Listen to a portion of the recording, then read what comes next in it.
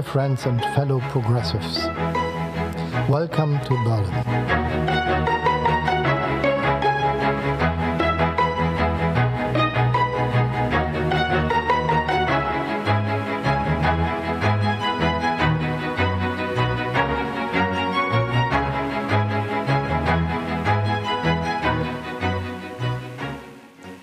So, welcome back, everybody. I hope you had a good lunch break. I hope everybody is re-energized, you charged up for the next round of our debates. And now we are continuing with breakout sessions. Just a brief reminder in forum, they will be talking about Europe's economic security beyond competitiveness, the boardroom from the Midwest to the former East, and here we will be discussing at the main stage progress or disruption, fostering a value-based transatlantic security architecture. And I would like to invite the chair of the session, the one and only Anna Sauerbrei, the foreign policy editor at Die Zeit. Anna, come join me on the stage. Thank you, Maria. Well, thank you, and welcome to this session on the transatlantic order and the values it is based on and how we can keep it up in times of insecurity. I would like to invite up my panelists first before we hear a video message from the German defense minister. And it's a really, really good panel. I'm glad that all of them are here today. And let me go in order of the alphabet, like at the United Nations. It's the most fair international order we have right now, it sometimes seems. Okay. So first is Cathryn Clüver Ashbrook. She's the executive vice president at the Bertelsmann Foundation in Germany. She's a political scientist who has previously worked with Harvard's Kennedy School, and she's German and American. Pick your seat. Picked it. And we will need both of your identities. Oh, yes. Well, that'll get really confusing real fast. Sorry. Second is Sandro Gozi. He's a French member of the European Parliament for Renew Europe and Secretary General of the European Democratic Party. And he's a true European. He started off his career and worked there for many decades in Italian politics. And he's also been in French politics, also for a very long time. So special thanks for being here in Germany today. Third is Tytti Tuppurainen. She's the leader of the Finnish Social Democratic Parliamentary Group in Finland and her party's foreign policy spokesperson. She was also Minister of European Affairs in Finland until last year. And last but not least, going along the alphabet, Aleksandra Wiśniewska. She's a member of the Polish Parliament, an independent, and a member of the Foreign Affairs Committee there too. And she has previously worked in humanitarian aid, was a professional in many countries around the globe.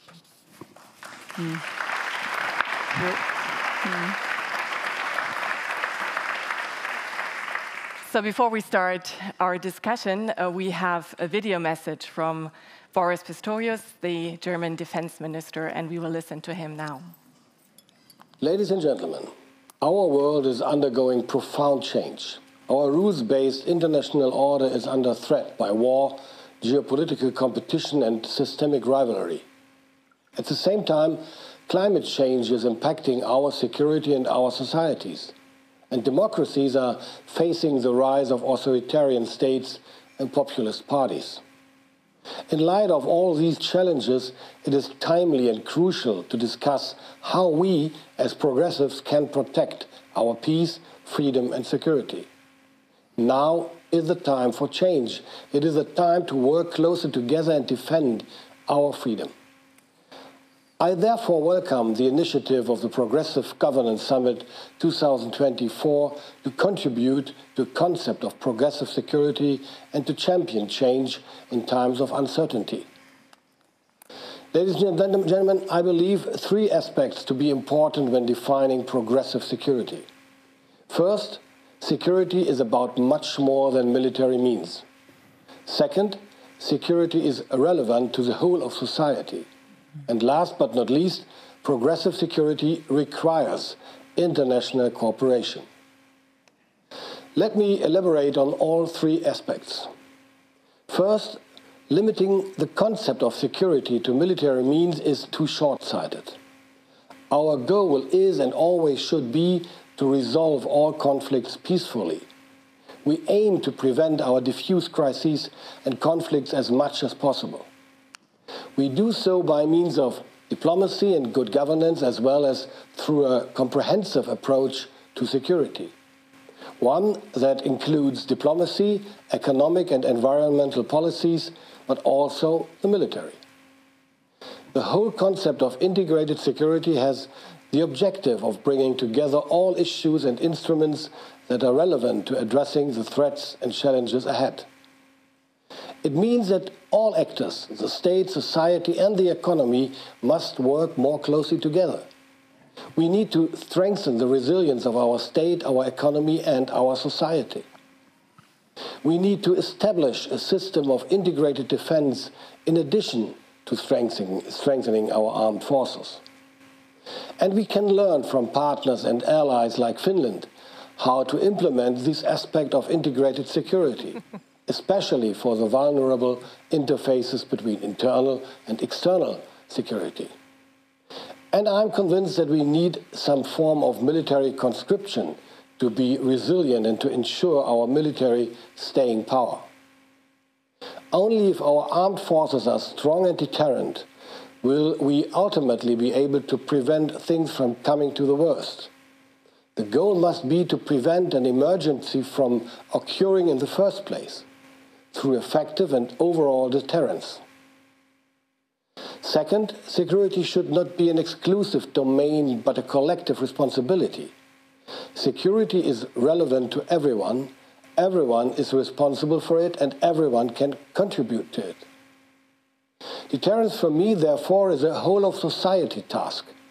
Our citizens need to be made aware of the current security challenges, and they need to take them seriously.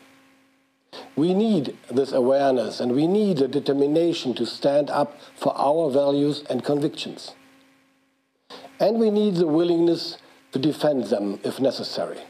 As politicians, we must therefore continue to make clear the importance and value of security, not by scaremongering, but through honest and open communication. Only then will our societies become more resilient. And we have to make hard choices and endure trade-offs when it comes to our budget and the amount of money we have to spend on security. We must always keep in mind, without security, nothing is possible. Third, a progressive approach to security also means securing our peace and freedom together with our European and transatlantic partners, and not alone. Europe must be able to protect its own security and stability in a multipolar world. We all know that America is increasingly directing its resources and attention more and more to the Indo-Pacific. And it is very likely that the presidential elections in November will have an influence on the willingness of the United States to continue to commit themselves to European security. Therefore, we need more integrated defense efforts and more cooperative defense procurement and development in Europe. The key to a stronger European defense is cooperation, of course. That is why we are actively engaging in common defense initiatives, be it through bilateral or multilateral initiatives. We have to increase Europe's contribution to transatlantic burden sharing, and we have to take on more responsibility for the security of our continent. And the formula is very simple: a stronger Europe for a strong transatlantic partnership. We are therefore working hard to strengthen the European pillar within NATO, and we are willing to take responsibility. Ladies and gentlemen, to me, progressive security means including every policy field, including our societies, and including our European and transatlantic partners in defense of our freedom. Now I wish you fruitful discussions on the transatlantic security architecture. Thanks a lot and take care.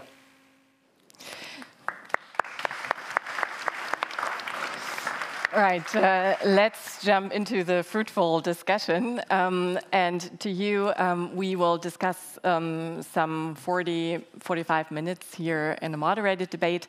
But then, of course, we will open it to your questions. So keep things in mind and ask us later or comment later on during the discussion if you like.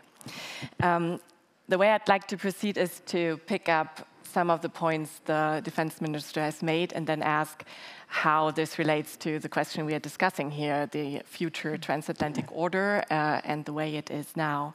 So the three terms I stumbled across when I've read this beforehand were integrated security, trade-offs, and of course cooperation, which leads us to our main point. Tytti, let's maybe start with you. Integrated security is a buzzword, and the minister has said it does mean more than just military means. Yeah. My suspicion as a journalist sometimes is it means we better talk about integrated security so we can hide that not everybody is spending enough on military means. How do you view it? How do you view that term? And is it a term that's camouflaging something? Well, first, I think it was a very pertinent remark by the minister. I like that guy. He's pragmatic, yet very determined, as we progressives should be in these very, very turbulent times. And I also liked his approach when he spoke about inclusiveness. I think that's a good word, inclusiveness, that we should, and we're able to think about security and also military security with the concept of inclusiveness. Given the Finnish experience, now that we are in NATO, of course, we are relieved, we are very happy to have allies, but also before we became members of NATO, we have had the whole of society approach. Whole of society approach means that the whole society is involved in our national defense. Everybody is trained, everybody is aware, yet Finland is nothing but a military society. And at the same time, we have been investing, heavily on our defense, even before we became members of NATO. Just before we entered, we decided a 10 billion euros purchase of more than 62 F-35s fighter jets. So you can combine these things to be a very modern welfare state, have a whole of society approach and an inclusive politics when it comes to defense. I think in Europe, we have to be aware now that we need to spend more. 2% target, every NATO member needs to achieve that. But we also need to invest in people so that they are aware what we are defending for. Our freedom, our democracy, our well-being, our equality, our individual rights. If they're aware of that, then maybe they are also ready to participate, to be part of this project, which is inclusive and a whole of society collective approach, as Minister rightly said. Yes, I like Pistorius. I hope he keeps on going. Cathryn, as a scientist, you'll put on your scientist hat for a minute. What does this buzzword really mean, and where do you think we stand at really integrating security or thinking it as a whole of society approach? Well, I think across Europe you have a very different landscape.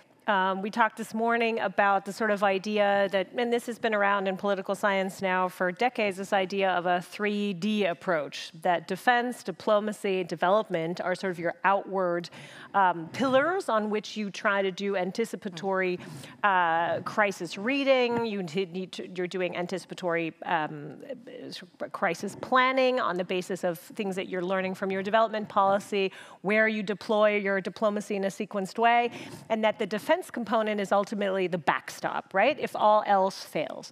The problem with that is that in a lot of European societies, unlike Finland, we've so inculcated the capacity of the American, both in nuclear capacity, but also its conventional forces in Europe, that in some respects we gave the other two primacy but then also not fully, because we didn't fully invest in the capacities of our diplomacy.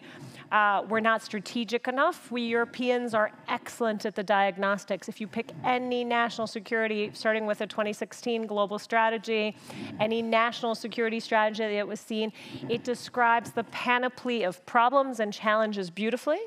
But it doesn't offer up what you're getting to, because, and the minister got to, which is that necessitates then a series of hard choices. It necessitates a setting of priorities. It necessitates an allocation of resources. It necessitates an idea of, yes, if it's carried by the whole of society, but somebody's still going to have to do it. And where is the locus for that responsibility within sort of the wider nexus of all of that? And as we were discussing this morning, that's just sort of dealing with the kind of traditional, off the border kind of security issues. But we saw, and I wrote down just now when he was speaking, look, the security components affect us all. The disinformation component is one thing that often we don't notice, but we are very aware if our local hospital falls prey to a cyber ransom attack and our grandmother, our elderly people, on the operating table are suddenly no longer cared for, or our communities are fully hijacked. And we've seen an incredible increase, not least because of the actions of Russia and Ukraine, of that happening in communities right across Europe. So in theory, these arguments should make itself, but we have so atrophied our muscles and our understanding that diagnostics are not everything. In fact, they're probably the easiest thing. But that these trade-offs, and those are trade-offs that we should have been making over the past sort of 3 decades, and not to the detriment of social cohesion. I spent a lot of time this morning quoting Franklin Delano Roosevelt, who said exactly all of those things when faced with the scourge of Nazism here in this country and on this continent, that you had to think these things, social cohesion and prosperity together. But those choices always require trade-offs. And what we heard here was an eloquent pronouncement of what the goals are, but we have wasted a lot of time in not bringing those narratives together and sharpening the capacities of our societies to make those trade-offs and carry those burdens. And so now, when we look at the public debate, whether it's on how we resolve or want to see the crisis in Ukraine resolved, or we think about our relationship with the potentially changing United States, or sort of a diktat of the big powers that fall on Europe, we're not ready because we haven't had those kind of public conversations for long enough to truly, at least here in this society and a lot of sort of core European countries, to really ready our populations for these challenges at hand. So it's going to feel very much like a crisis, very much short-termism, and very much like the trade-offs are going to be extremely painful. Sandro, Cathryn has talked about the different priorities in that integrated security approach that we've always seen in the US and Europe. And of course, within Europe, every country has prioritized differently, France very much so, and Germany very much so. Where are we at today when you look at this term? Are we aligning? Are we aligning within Europe? And are we aligning in Europe and with the United States? Well, I mean, it's certainly we are in a very awkward position as progressive. And we have to say it. We cannot pretend. We are in an awkward position, first of all, because war is not only on TV. And we have to make our citizens understand that war is not something that they can watch only on TV. War is on our continent, and Putin wouldn't stop in Kiev. So this is why Putin must not win in Ukraine. And we have to say it like that. And also, we cannot pretend, as some of our family do around Europe, saying, we got the magic word, we do European defense, so we spend less, each of us spend less, which is not true. We must be convinced and persuasive that in this era, because this period is there to stay, not only we have to be smarter in our expenditure, but we have to spend more. How we can convince to spend more? Why do we have to spend more? And how we can persuade to spend more? You wanted a little bit the perspective from France. So I mean, I think that we can be persuasive if we insist on an overall concept of security, which is also based on culture, on education, on knowledge. So, I mean, as progressive, we must say, ideally, as an objective, that for each additional euro that we spend on hard security, we spend one euro on education, culture, knowledge. I mean, that is, I think, that's something that is certainly in our DNA, and is also very, very useful, because security is not only tanks from Russia, security is also how to prevent homegrown terrorism because of lack of integration, lack of education, because community within the community, state within state. So, I mean, I think that this is the approach. And also we have to spend more. If you think, if every member state, you are talking about NATO, you are a recent member of NATO, but you are a very, good member of NATO. Thank you. But if every country had respect, I think that only France is almost 2% about the big country. I don't know. I admit I don't have the figure about Germany. Certainly not Italy. It's 2% now this year. 2% this year. 2% this year, Germany. Okay, finally, very good. If everybody... Fancy math, though. Sorry, but... You're very proud. Oops, I take it back, but still. If everybody had kept his commitment since we decided to have this target, we would have already 140, 150 billion euro more for our security. The point is, what are the trade-offs? Yeah, what are the trade-offs? Exactly. And the trade-off is that, I mean, you have to bet a lot on the fact that defense means also developing a defense industry. Developing the industry means growth, means jobs. If we do it as Europeans, means more growth and more jobs. And I think that this is the only reasonable and not populistic way. Because you cannot say that you want to spend more on defense. You want to do more to prevent homegrown terrorism and violence. And you want also to increase the social welfare without making a clear choice about the issue of defense industry. I think that defense industry must become one of our objectives. And I think that if we work as European, and this is also why we have pushed so much on common acquisition, on a European common project, that is a way where we can also find resources and we can more persuasive. It is, well, we are, this is my last word, we are playing the Euro Championship in Germany. For us, it's like playing an old championship outside, not at home, as progressive.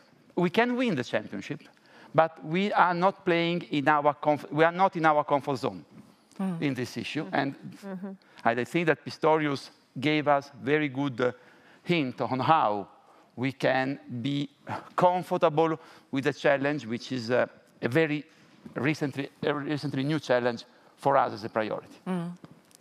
Aleksandra, I wanted to hear you too on integrated security and the trade-offs it comes with, because I think we all agree that the priorities have shifted and that we now invest more in military aid. The money has to come from somewhere. And I think that Germany is one case where you can observe that it might come from the other parts, from diplomacy, from humanitarian aid. There will probably, in these round of budget negotiations, be cuts to the Ministry of Economic Development. How do you view it? Is that the right thing to do? Yes, thank you very much, Anna. So, indeed, in my past as a humanitarian aid worker, my perception of armed conflicts have been very different to that of a policymaker. Right now, I'm a politician, freshly elected in Poland. And previously, having been deployed to war zones, the main job of a humanitarian aid worker is to try to alleviate the suffering, essentially, of civilians, right? And one thing that I think that we should do as we arm ourselves, and I agree absolutely with all of you, we have to arm ourselves. We have to ramp up our defense spending. We have to take security extremely seriously. This is not something we chose to do, but this is something that the Russian aggression of Ukraine has forced us to do, but we have to do it responsibly. And what I'm thinking is that while we ramp up, and Poland is currently spending 4%, a lot, That's really a lot on the level of the EU. 4% of our budget is going into security.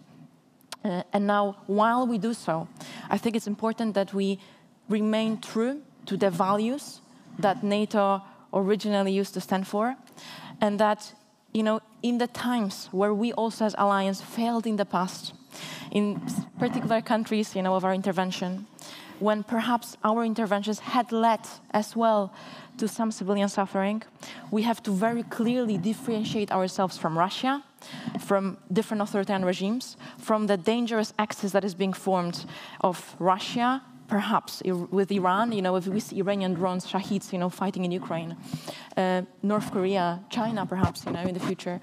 And by doing that, I think that we have to emphasize the importance that war has rules, you know. And these rules are recognized as IHL, so as the international humanitarian law. And there are some things that we as NATO alliance, as liberal democracies, some lines that we do not cross, and some things that we do not do.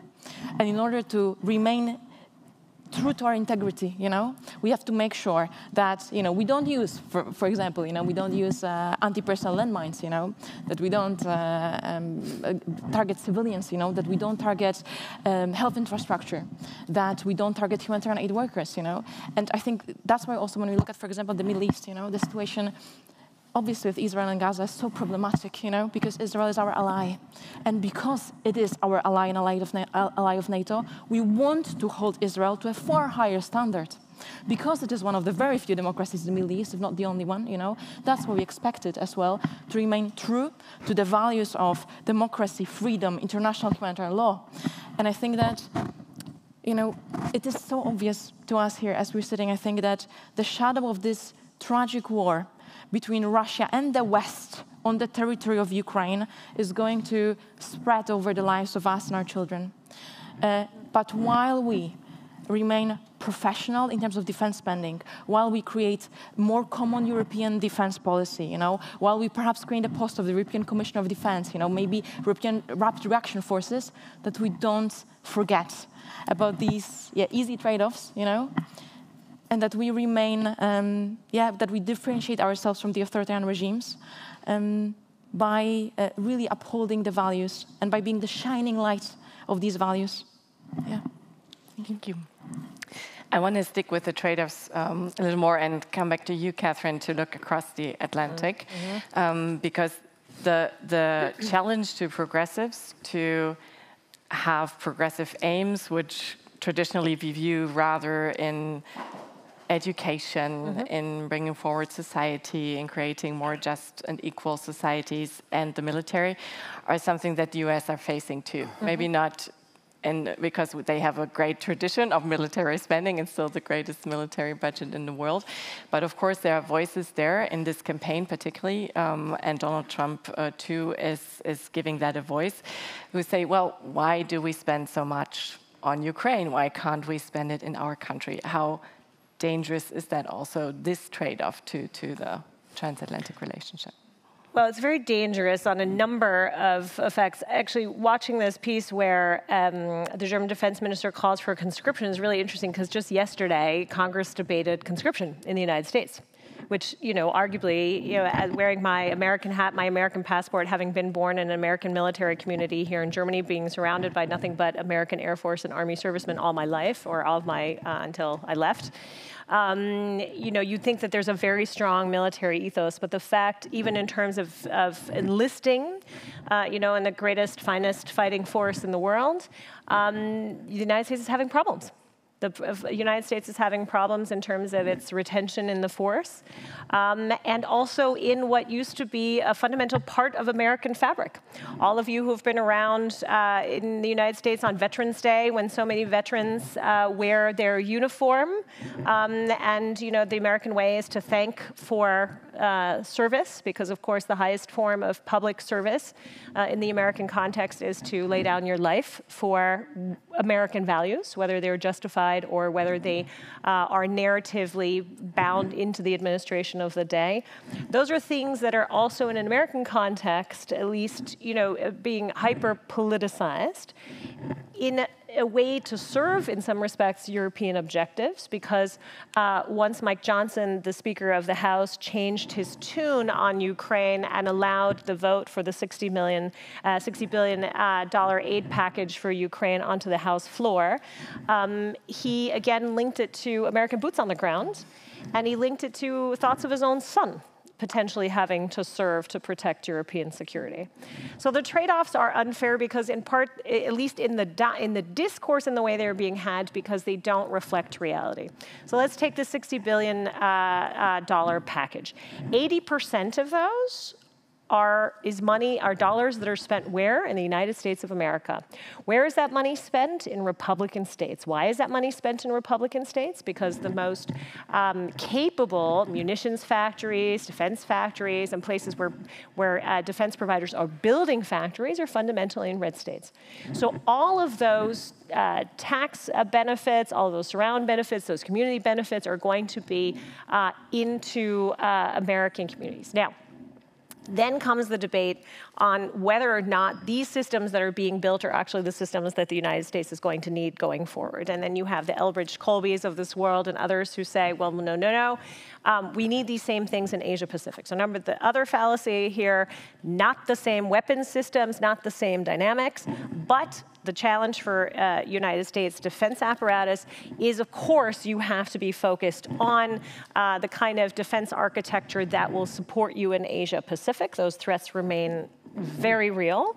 And though I deeply disagree with the line of argumentation that those are the trade-offs we are facing, there are other trade-offs that will have to be faced. However, this gets me directly into and I managed this morning not to say the word Donald Trump, so I'm congratulating myself on the inside. And now I'm going to break my internal rules. You have, and I think this is the fundamental difference to note, you have a political party in the United States that is acting on the blank face of, or on the stark face of security challenges that are global, but are very much rooted in a values-based set of partnerships.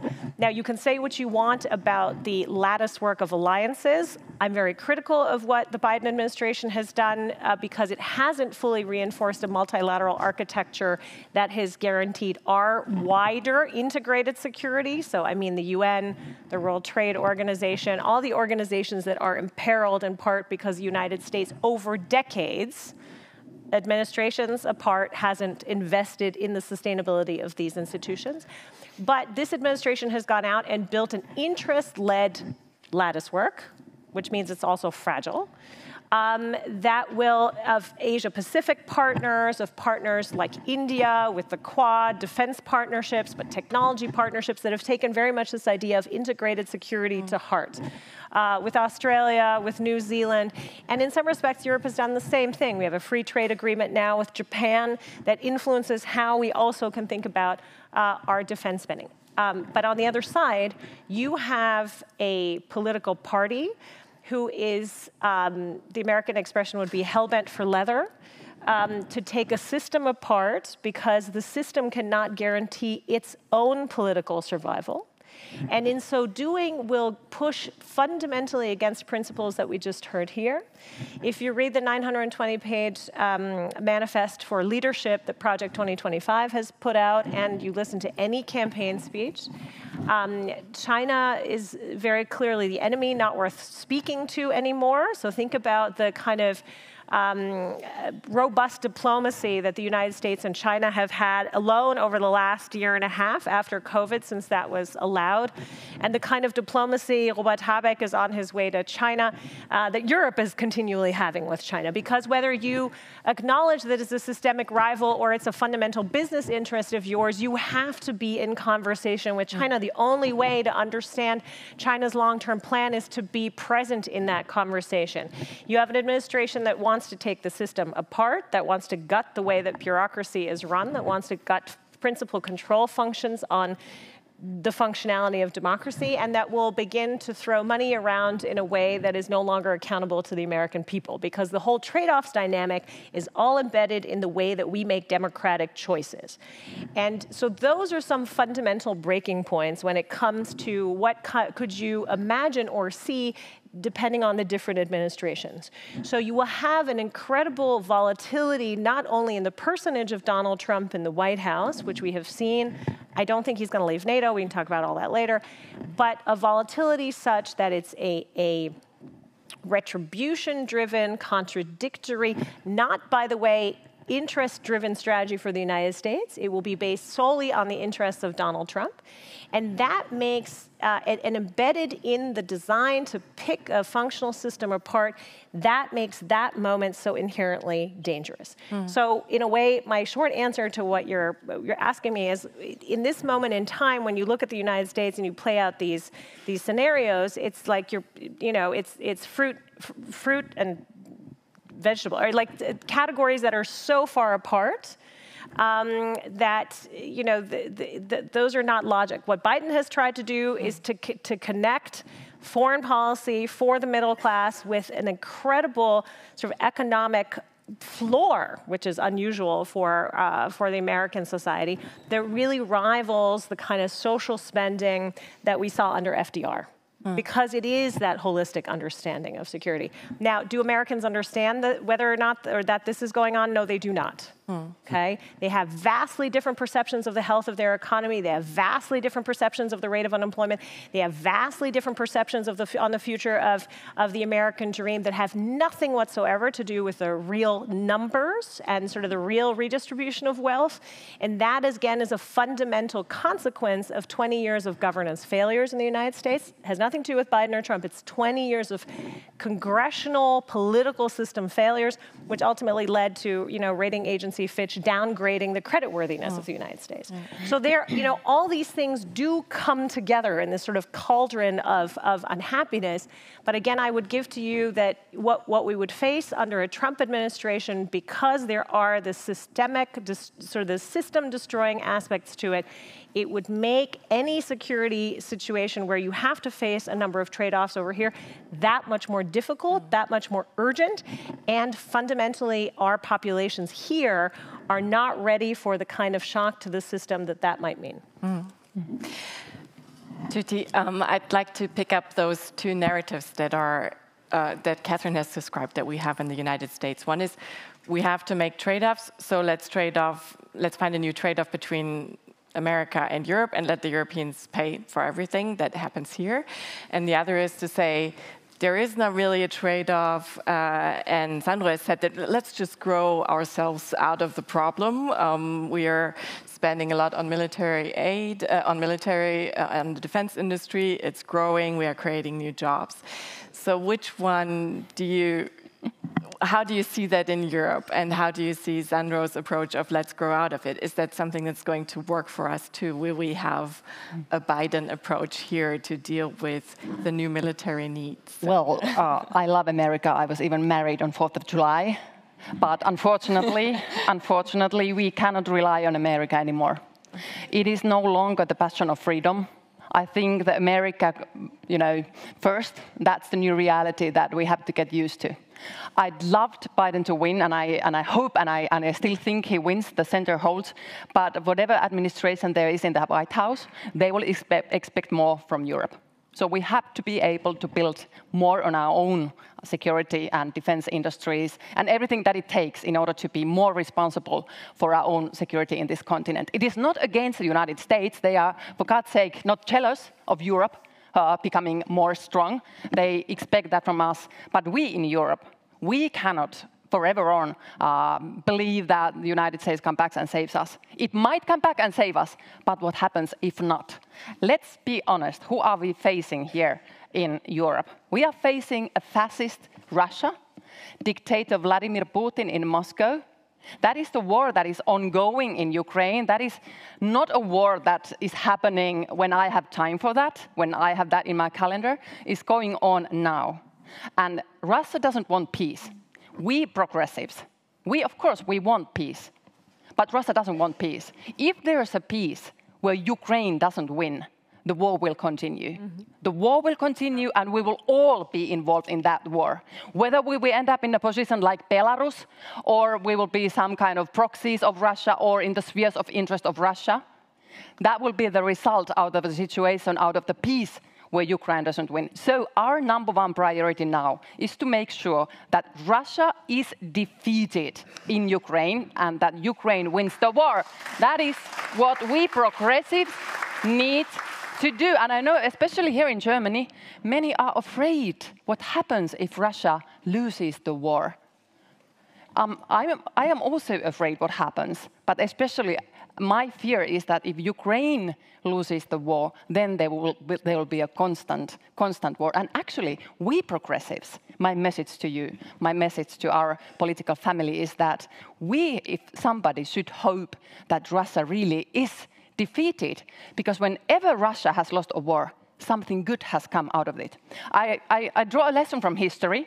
In 1856, Russia lost the Crimean War, and the slavery stopped. Slaves were freed. And some, early signs of capitalism, if I may, they started grow in Russia. When Russia was defeated by Japan in Russo-Japanese War in 1905, Duma was established in Russia. So democracy started to develop in Russia. And finally, when Russia lost the Afghanistan war, perestroika took place. So maybe if Russia is defeated again, something good out of that might happen. And especially us living on the front line, being a Randstad in Finland, we hope to have a peaceful state, a country that we can have, good neighborly relations. We don't want to have war. We don't want to have, an iron curtain, a closed border from now on forever. We want to have a neighbor that is also democratic, because these values that we represent, they are not any Western domain. They are not US values. They are not European values. They are universal values, enshrined in the United Nations Declaration of Human Rights. They belong to Russians as well. But first, we need to defeat Russia, and that takes place on the Ukrainian battlefield. Amen. Of course, I agree, but still we have to pay for that. Yes. And how do we pay for that? And how does that fit in with other progressive aims? We will have to do that together. Let's take the defense industries. We spend a lot in European defense industries, and defense, it's 350 billion euros. But we have two separated defense industries. We need to consolidate that. It doesn't pay to have 16 different tanks. We could have 1 or 2 European standards, and it doesn't need, further investment. It's just the consolidation. Of course, we need to put money on that. And here we have to confront the conservatives who only look at the fiscal stability. We want to have real stability. Now it's the time for investment in defense industries, but also social investments, because we have to keep the people on board. That's why social democracy is the answer. We need to also invest in people's well-being, housing, education, childcare, and so on. They are not opposite domains.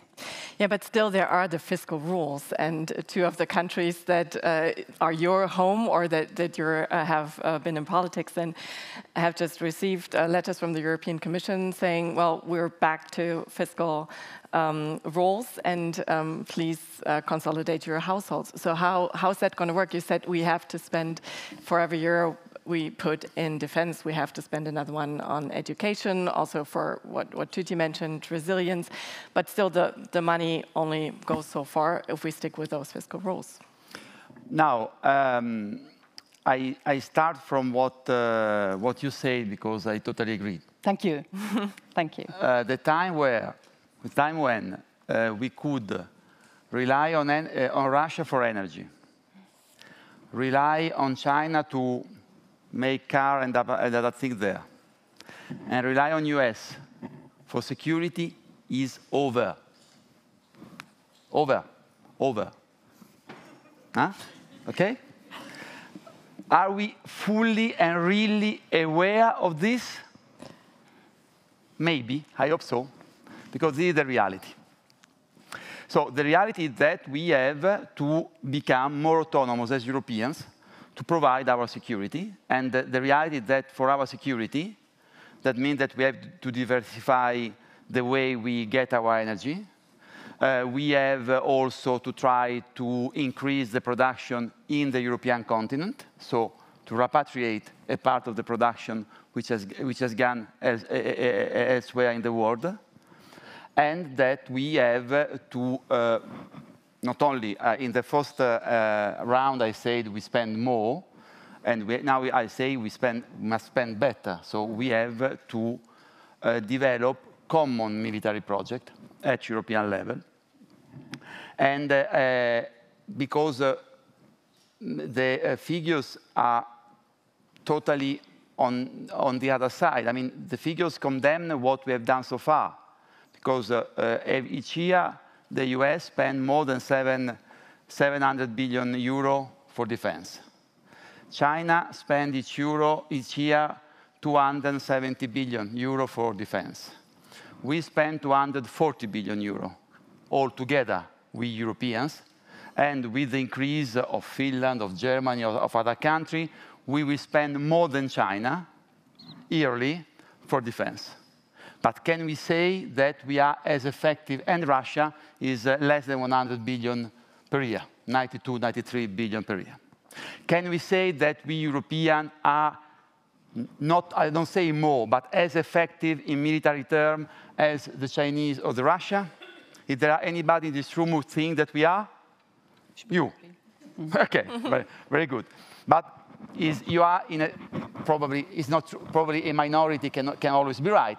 But I can signal that you are on your own in this room. So, I mean, think about your way of analyzing military efficiency. But you might be right, and we might be all wrong. So it is clear that we have to develop a strategy to integrate our defense in Europe. It is true, it is clear that we cannot continue to have produce with standards which do not allow, which gives an headache to the Ukrainians because they receive weapons from different European countries, and these weapons are not, as you say, interoperable, and they cannot use them.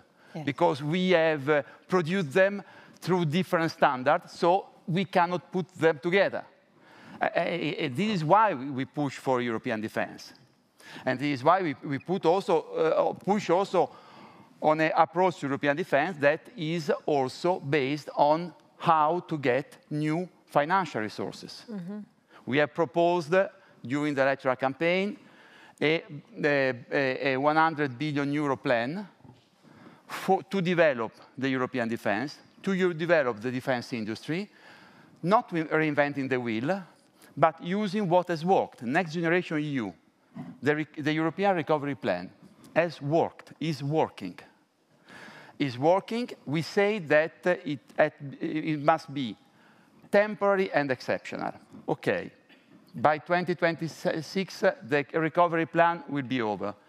But the method that we have used to issue Eurobond, to go on the market, to find the liquidity necessary to finance our growth, to finance against the negative consequences of COVID. Can we use this method to develop and to find new resources, to develop a new common European approach to both defense and defense industry? I think yes. I think we can. And I think we must. And I think that we have also smart in finding their own resources from a progressive perspective.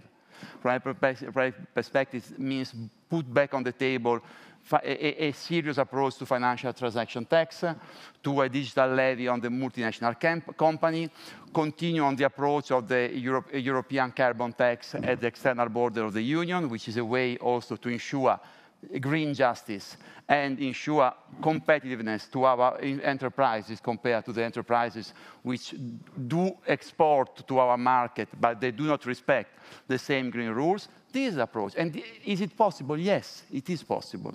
It is compatible with a revised stability pact, which is not the smartest thing that we could do in the last years. Yes, it is.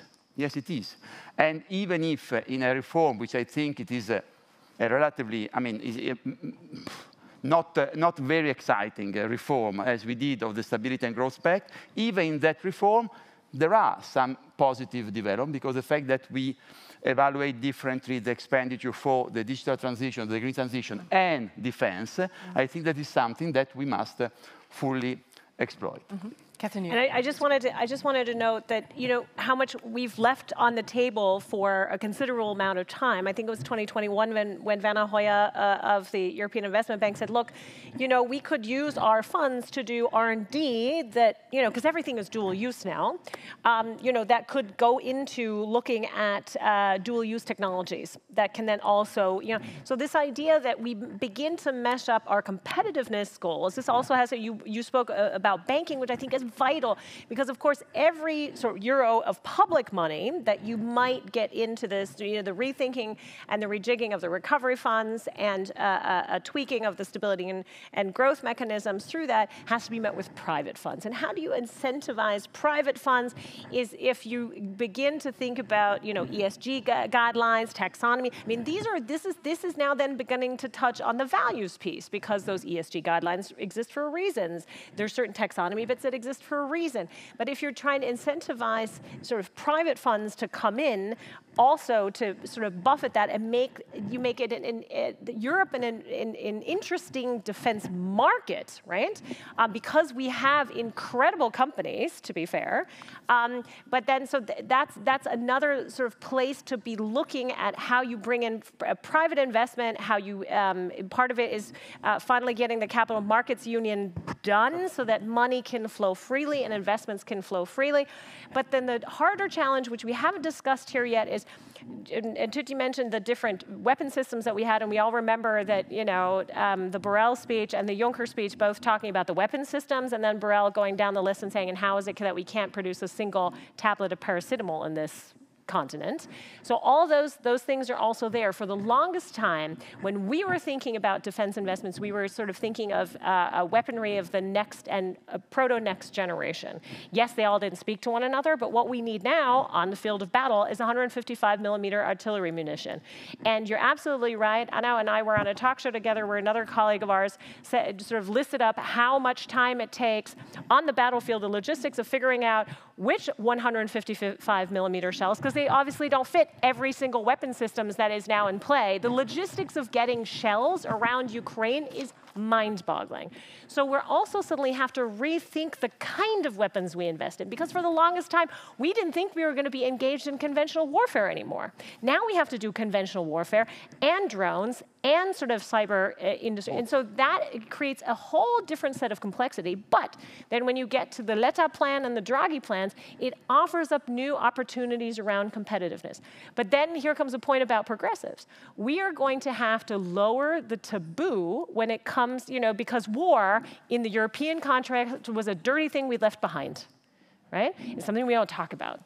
But the truth is, it's, you know, happened on this European continent over and over again. Kosovo, I mean, you know, at our very border, in our very hearts. And we have wasted an enormous amount of time at bringing our publics along to make that kind of investment, that kind of expenditure, also that kind of innovation funding and research funding attractive. And that is a narrative that fundamentally progressives have to now, like, step up to, because that's a different kind of story. Mm. And that's a story we have failed to tell over 40 plus years. I still want to be the spoiler here and stick with the question of where does the money come from for a minute. So you've laid out all great ideas, integrated security, spend the money better. We take the principle of the recovery fund and apply it in Europe and so forth.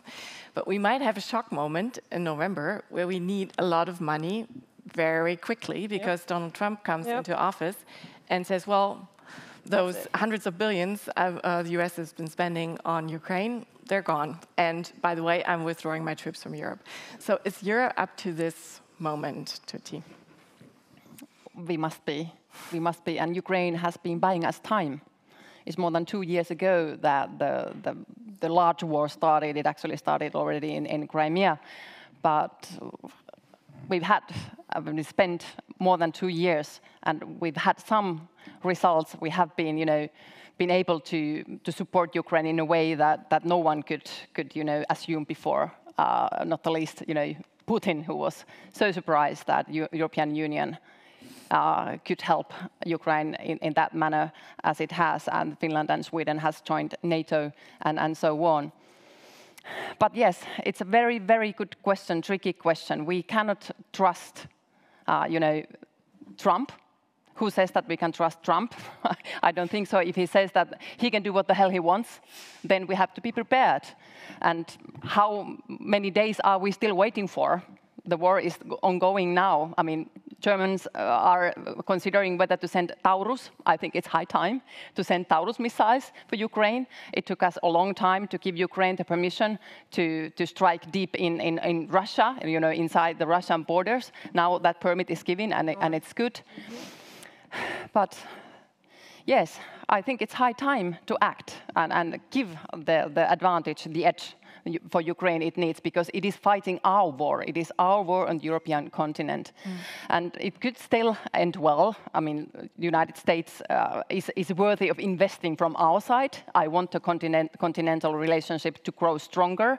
And if there's a will in the United States side, then we should build an ever more stronger alliance of freedom and democracy friends, giving the intentions in the Pacific area. France is very active in the South Pacific, is present there. Japan and Korea, they have reconciliated their relations, and we could build a sort of center of gravity of democracies to defend our democracies and our freedom and our free societies. But the time is running, and I'm afraid that it might take us too long. And a lot of counts on us progressive. If we take this war seriously, if we take our responsibilities seriously, we will act accordingly. It is our values that are at stake. It is Russia that is representing exactly opposite values that we have. And this is also a message that we have to pass to the so-called global south. That what Russia is giving them, it is autocracy, it is not democracy. It is protectionism and kleptocracy. It's not real market economy. It's something that doesn't bring progress in the global south. We have the recipe for progress, and we have to win their hearts as well.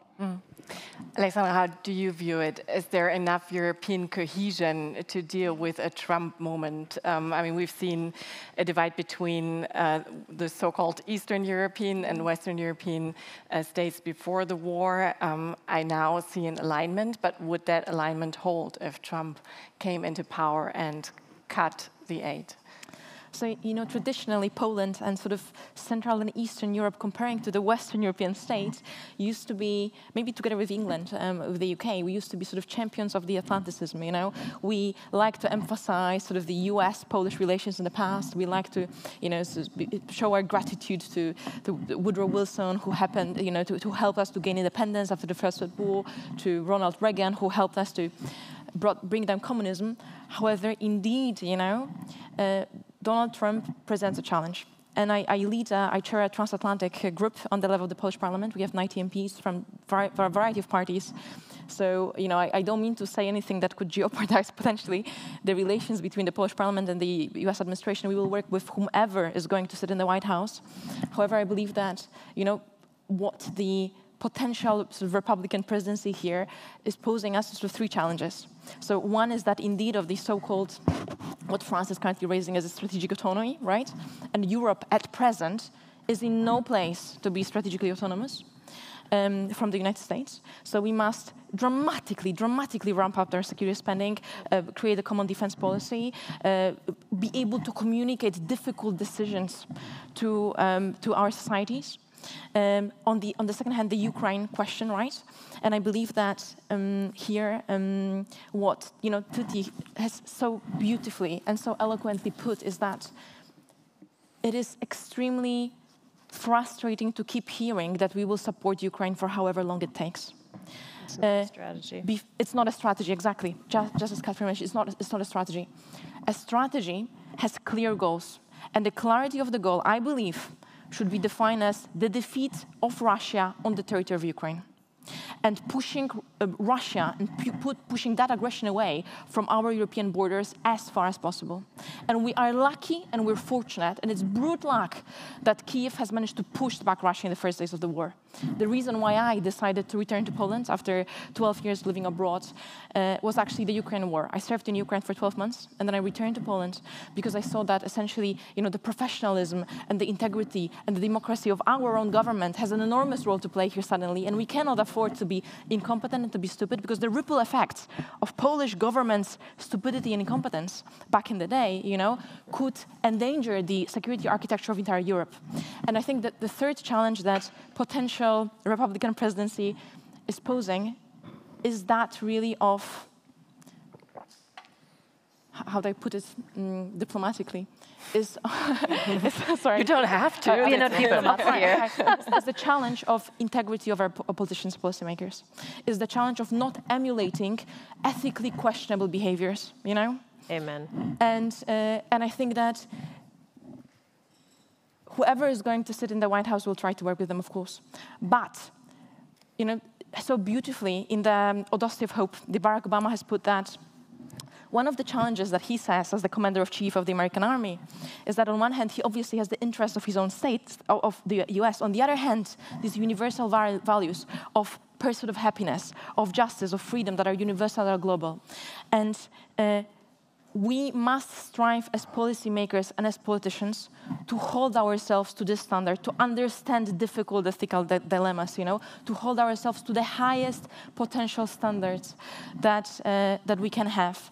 And obviously this presidency might be challenging when it comes to that. But let us have hope, and let us try to hold ourselves on an individual level as well to ethics of responsibility, So we might not be ready, but we absolutely must be. And let's remember that, as Tytti again mentioned, Ukraine is currently fighting our war with their own blood, with our weaponry sometimes, but with their own blood. And today, ladies and gentlemen, we have 847th day of the war, and day in, day out, for over 2 years, Ukraine is fighting, waking up to pools of blood of their beloved ones. Every single day with Shahid Iranian drones, with hypersonic missiles. We have no weaponry whatsoever to shoot down, hypersonic missiles, ballistic missiles. It's a brutal conflict, and as we sit here, in suits, in a beautiful building in Berlin, what is really happening in Europe is an unspeakable bloodshed. And the reason why I returned is because I feel helpless. And I don't want humanitarian aid workers to serve as a scapegoat or to serve as a distraction from bodies that are ultimately responsible, which are decision makers or policy makers. Thank you. Let me put the question to you, and this will be my last question, and then I will open it up. Are we preparing hard enough? Aleksandra said we have to push really hard now for the worst case. Do you see that happening? I see that there are initiatives and signs that we are entering in a war economy mode. In certain sectors, we are. On artillery production, we are. On ammunition production, we are. We have double our capacity of production per month in Europe, and we are going to double again in the next 6-8 months, according to the statistics of the experts. So from this perspective, we are going to war. It's not something that we wish, but the necessary direction, because it's not that something. There is a new cleavage in the also political debate, and it's not easy for us, because you have, on one side, the extreme right, that's saying Ukraine is not our war. This is not our war. Of course, they're saying if your name is Marine Le Pen or Matteo Salvini, you say because you don't go in war against your financer or your political ally, because Vladimir Putin has been the financer of Marine Le Pen and Matteo Salvini and other extreme right movement, and is the political ally. But the message, it is a message that can catch the attention of the public opinion, is Ukraine is not our war. I had a debate with basically the spokesperson of Putin in France, who is a member of the European Parliament called Thierry Mariani. Look it if you are interested. How is clear that he say, this is not our war. Wrong, this is our war. Yes. because he's attacking us. He's attacking our security, he's attacking our stability, he's attacking our values, he's dismantling the security and cooperation order on which we have based Europe since 1945 and since 1976 with the Helsinki Act. The Helsinki Act, boom, exploded. Okay, so these are what? On the extreme left, they say, but come on, we are for peace. So Zelensky, come on, surrender. Surrender, Zelensky. Because, you know, we got social welfare, we got problem of growth. So what are you talking about? Come on, go at the table and strike a deal, which means surrender. We are those who must make clear that we are defending our values, our security, by supporting Ukraine and Zelensky.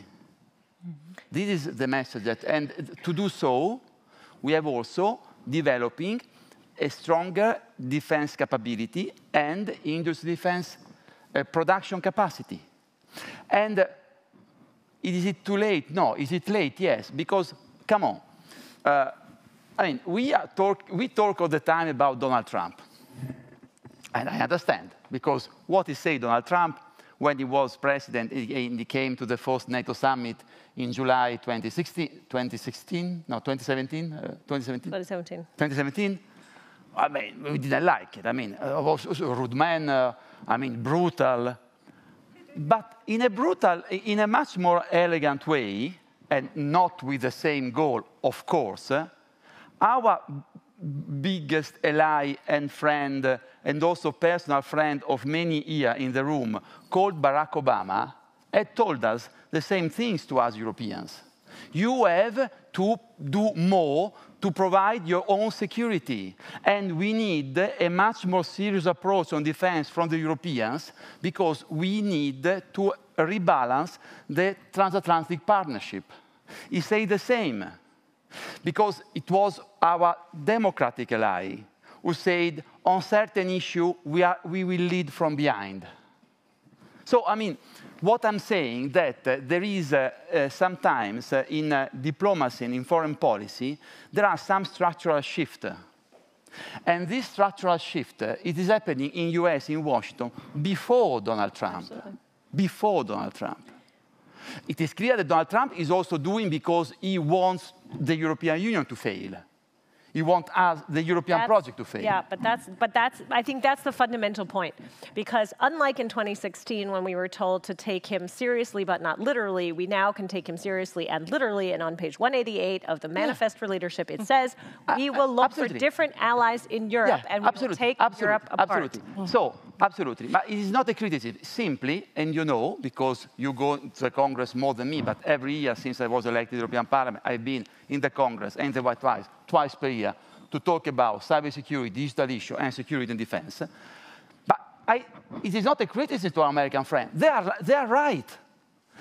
More than 70 years after the end of the Second World War, we must do more to provide our security. And we have also reached a very good step ahead in a possible European consensus on security. Because this useless debate, European defense is against NATO or pro-NATO, is over. It is clear that the strategic autonomy means to strengthen the European pillar of NATO. And this, it wasn't clear 10 years ago. When 10 years ago, Paris used to talk about European defense, in Rome, in London, and in Berlin, we understood, oh la la, they are going to put in question the transatlantic alliance. It is over. We have to build on this. It is a very good strategic step ahead. Okay? Right. But I mean, sorry, because I would like... Because I would like to take at least two questions before we... Okay, but, last sentence. If for the first time since the Fifth Republic, a French president say, hey, the Brits are out of the Union. I got a nuclear shield. And I'm ready to start to discuss how to put the nuclear shield at the service of a new concept of European defense. I would expect a little bit more active debate. Where's the enthusiasm? Because it's something that we have asked the French for decades. Yes. Right. Yes. For decades. Definitely. That's I'm with you. too big a debate to start at the very end of the discussion, but thank you for this very engaged last words. We have 5 minutes left, and I'd like to take a couple of questions. You want to argue why we are winning the war? Okay, great. Go ahead. Yeah, coming. Thank you. So my name is Ernst Hillebrand. I'm from the Friedrich Ebert Foundation, which is co-organizing this event. And I, as a humble taxpayer, I have one basic problem with your argumentation. It sounds so damned counterfactual to me. I mean, if I look at the defense spending of NATO, it's 13 times. I did my Googling in the meantime, you know. It's 13 times the defense spending of Russia, 13 times. Why do we need more money? If I look at the figures of troops available, we have double the number of military personnel available at the NATO. Why do we need circumscription? If I look at very serious military indexes like Global Firepower Index, Russia is totally outgunned by the West in military capacities. Why do we need more guns if we already outgunning Russia in a scale that is very, very clear? Now, then the argument you say they might be attacking us. Now, Russia has been attacking a military much weaker enemy in Ukraine. In Global Military Firepower Index, Ukraine ranks 18. Russia ranks second. They didn't come to grips with this enemy. They are still in a difficult situation militarily. Why should they be mad enough to attack an extremely superior military adversary like it is today's NATO? So all of this sounds counterfactual to me, you know? And though I would like to know why I should spend more money of my taxes on military and not on a lot of other things like integration, schools, etc. here in Germany. Tytti, Yeah, we are facing a very determined dictatorship, an autocracy which has an imperialism in its backbones. Russia won't stop in Ukraine if it managed to get territory out of another country. If it managed to invade whole of Ukraine, it would definitely go further. And we do only encourage other autocracies in the world, let alone China, but maybe also others, what might North Korea do, and so on. And these countries, Iran, North Korea, and China, are very resolute contributors to Russia at this moment. You are quite right. We are not weak in the West. In contrary, we are actually much more powerful. We have the military, we have the economy, we have the people, we have the value core, but it lacks resolve. We need to be more determined and we need to have more unity in our action. And now the big question mark is the United States. We don't know whether we will still have the United States on board. Europe is certainly not withdrawing itself from the United States, but if the United States decides to withdraw from the Transatlantic bond, then we are in big trouble. And we have to be able to talk about nukes. We have to be progressives.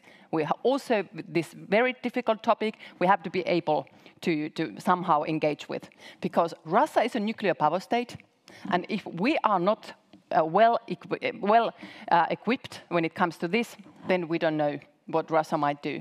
I'm not trying to sell you any scary story, but we know that nukes are only used if there's another one who cannot retaliate. If United States should withdraw, if America first grows, then we have to serious talk about European deterrence, French nukes, UK nukes, and perhaps even a European nuclear deterrent. I'm afraid the word is like that. I'm a social democrat, I'm a feminist, and I love peace. But if you want peace, you have to prepare for war. This is the reality that I'm raising my children to. But we also have to be honest. I think this speaks to the fact that what all of us have said is we made mistakes. We made mistakes in our defense procurement. What's really expensive is storing old tanks. In fact, a lot of money in the Sonderhaushalt, in our Sondervermögen, is going to be going to storing old weapons that we have to get rid of and renew. And so this is the point where we actually have to be honest with our taxpayers. What we're paying a lot for is actually getting ourselves ready to be a fighting force, which we don't have. a readily deployable, force that can do conventional tasks, that can do forecasting tasks, that can do, and so we're investing in new kinds of weapon systems that can sort of meet both of those objectives. But a lot of what we're actually paying for, what's in those numbers, is quote unquote storing, taking care. There's some of those monies are pension funds, other things are storage, some of those are we're paying for inefficiencies in the system. And we allowed for inefficiencies of the system because frankly we never thought we were going to have to use them in the way that we're going to use them. So as we said earlier this morning, wir müssen uns auch ehrlich machen. We have to be honest with our taxpayers because a lot of what we're doing is we're making up for lost time. And making up for lost time is now expensive, which gets back to this integrated idea of defense. Because if you can do better planning, if you can do better anticipation, then God knows, maybe we can prevent making those mistakes in the future, and conversely, letting us get picked off by other powers who are bigger and try to dictate how we use our monies and our resources in the future. And that means China and the United States. I'll take one more question, and I hope the answer will be brief because we're heading towards the high-level panel, and we can't be late. In a red jacket. Thank you so much. My name is Dominika Lasota. I'm a Fridays for Future activist from Poland, and I think it's something that I struggle with in those conversations about security is I think that so many of them focus on reacting to the crisis, to when the danger is actually already happening in front of us, and those are the discussions about military and so on and so forth. But I feel like very, very rarely we actually take a step back and look into why we ended up in this war in the first place. And speaking in the context of the rising far right, speaking in the context of so many people being so disillusioned with our system, our political system, our economic system, I feel like in these discussions and this is my experience as an activist who, from dealing with the climate, we started campaigning against the Russian energy flowing into Europe. Because one of the questions that we were trying to handle at the beginning of the full-scale invasion was, we see all of the solidarity speeches, everything so beautiful, stand with Ukraine, and obviously we stand with Ukraine as much as we can. But then how is it that at the same time there is almost 1 billion euros flowing from the EU to Russia for the energy every single day if we want to solve this crisis? Mm-hmm. I mean, how then, we speak about the war and how we need to stand up to dictators, but how is it that up until this day there are so many businesses being dealt with Russia, but also other autocracies around the world, and then it seems like the government, puts the blame onto people. We're talking about conscription. Yeah. Sure, my brother will probably be conscripted soon, but I feel like there is a big sense among, ordinary, especially working class people, that, those wars and so on are dealt in between different elites, in between different businesses for their profits. The ordinary people are being the victims of that system, and that there are not, actually real solutions put in place. Because the trade-offs that you mentioned, I feel like, security should be perceived so much broadly, prepared, like doing the just transition, cutting off from the energy from dictators, and democratizing our energy systems, delivering just healthcare, redistributing the wealth, taking the money from those bad guys to the people to make our society stronger, more just.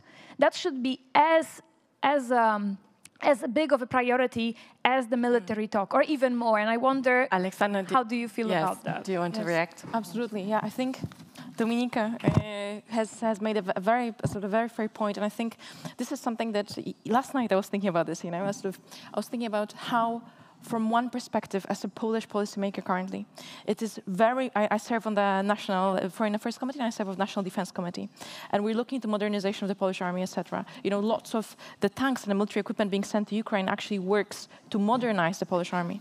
So on one hand, of course, I absolutely emphasize the need to improve our security and defense. But on the other hand, I do also see that it's so easy, ladies and gentlemen, to forget about the global challenges, such as, for example, of course, the global warming, such as, for instance, the fact that, and this is something that we barely speak about, but the rise of AI, and we see drones already fighting each other in Ukraine. As policymakers, we have no idea how to regulate this. The technology advances much faster than the policy processes can catch up with, and these are global issues that are truly disruptive to humanity as to humankind, far more disruptive than the East and the West and the Occidental and the Oriental worlds. So we have to somehow be able, as policymakers, to counterbalance these immediate existential threats and spendings with, of course, the long-term vision. Dominika has also mentioned the energy issue and the fact that still Russia finds creative ways to divert the fundings from other countries, from Kazakhstan, from different states, to still keep receiving money. And we, as Poland, we push for harder sanctions, especially for sectoral sanctions on Russia, for transportation, for the military, for energy. And one of the biggest gaps in the sanctions is Belarus, ladies and gentlemen. What Lukashenko is currently is a very useful tool of Vladimir Putin. Poland shares a border with Belarus, and currently, I'm not sure how many of you are aware, but Belarus is in an extremely cynical and cruel fashion, undermining the very values that Europe stands for by trying to instrumentalize and weaponize migrants, essentially, and trying to encourage people to try to cross the borders of Schengen, leading to horrifying scenes on the Polish-Belarusian border that we're trying to push back against, but they create a series of difficult ethical dilemmas. So, of course, we have to balance all these things while at the same time remaining that we are members of universal humanity. But if I can just also come back for a second to the gentlemen. I think we have to close. All right, sorry. I think we have to close because there's another panel coming up. So very sorry, we could go on a lot, but I will have to hand it back to Maria. Thank you all very much. This was a great discussion, and thank you for your questions.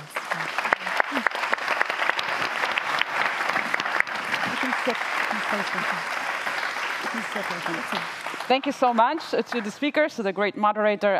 It was a really fascinating panel. I almost forgot to blink. So thank you very much for this session. Yes, so back to me.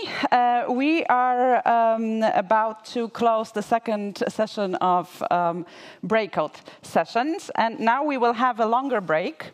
And we will reconvene here, meet here at 3 p.m. And we will meet here at 3 p.m., as Anna already mentioned, for the highlight session with Chancellor Scholz, our guest from the London School of Economic, Lea Ypi, and the session will be moderated by Cathryn of The Guardian. And I have another important announcement, a short notice security announcement. Namely, this request came from the security service of the Chancellor. For the next session, no bags, handbags, small bags are allowed in this room. Phones, laptops, fine. Bags, not. Please use the cloakroom, the garderobe downstairs, and please be back here punctually at 3.